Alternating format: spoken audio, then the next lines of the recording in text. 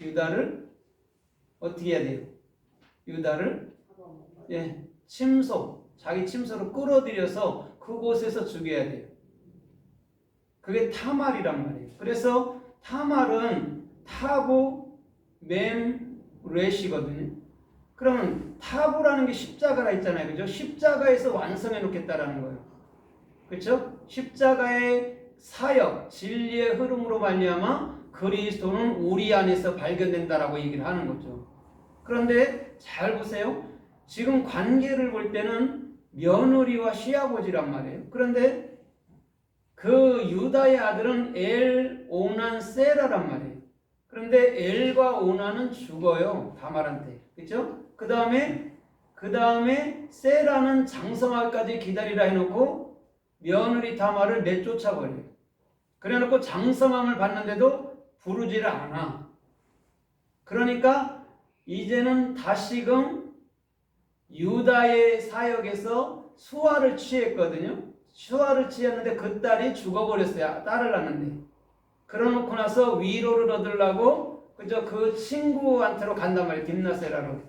거기로 갔다가 다말한테 걸려서 유다는 철저하게 끝나는 거예요. 그럼 잘 봐야 돼요.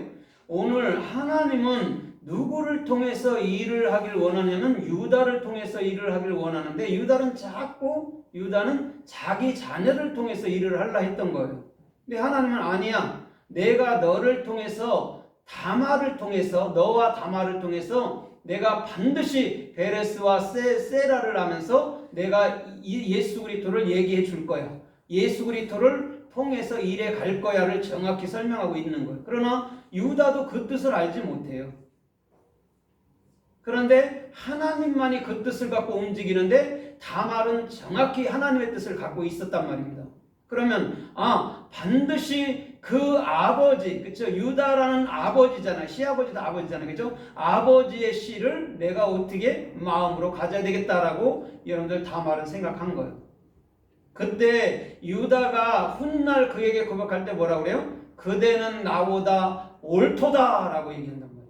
여러분 옳다라는 건 선하다는 말인데 선하다는 말은요 하나님밖에 쓸 수 없어요. 그러면 이미 다말한테 그것을 갖고 있단 말입니다. 그러면 다말은 이런 거잖아요. 내가 십자가로 내 마음에 새길 테니까 세울 테니까 당신이 십자가에 달리세요 이런 거예요.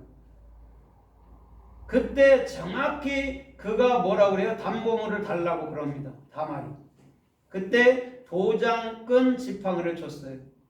나중에 딴소리 하니까 뭐라고 그래요? 이 지팡이와 이 도장이 누구 겁니까? 딱 내놓는단 말이에요.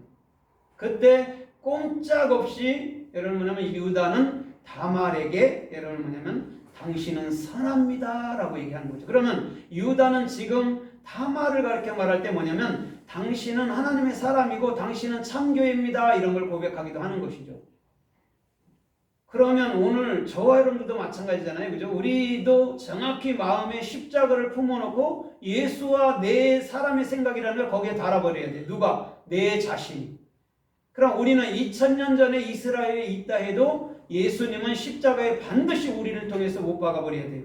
그것까지도 우리는 여러분 깨달아야 된단 말이에요. 그래야 정확히 십자가는 내가 세우는 것이고 십자가 거기에는 반드시 나라는 예수를 그곳에 달아야 된다라고 정확히 인지를 해야 되는 거죠. 그게 그리스도인인 거예요. 그러면 오늘 본문의 타말이라는 다말이 성서에서 또 어떻게 쓰였고 말씀하나 우리가 좀 살펴보면서 은혜를 받아보도록 하겠습니다. 요한복음 12장 13절에 보면 예수님께서 나귀를 타고 어린 아기 새끼를 타고 예루살렘 성에 들어간다는 소리가 들렸어요. 그때 많은 사람들이 종려가지를 잘라다가 여러분은 흔들면서 뭐라고 얘기하냐면 주의 이름으로 오시는 이여 이러면서 뭐라고 그래요? 호산나 하더라 이렇게 얘기한단 말이에요. 그러면 여러분 자기들의 옷을 벗어서 나귀 위에 얹었단 말입니다. 그죠? 이건 뭐냐면 내 율법 행위 지금까지 쌓아온 모든 건 난 당신께 내놓을 겁니다 라고 얘기하는 거죠. 왜? 주님께서 친히 그 모든 것을 가지고 가서 십자가에다 못 박아버려야 되니까 그렇다는 거죠. 그래놓고 주의 이름으로 오셨으니 당신만이 호산나 우리를 정확히 당신의 생명 안에서 구원할 자입니다 라고 고백하는 거예요.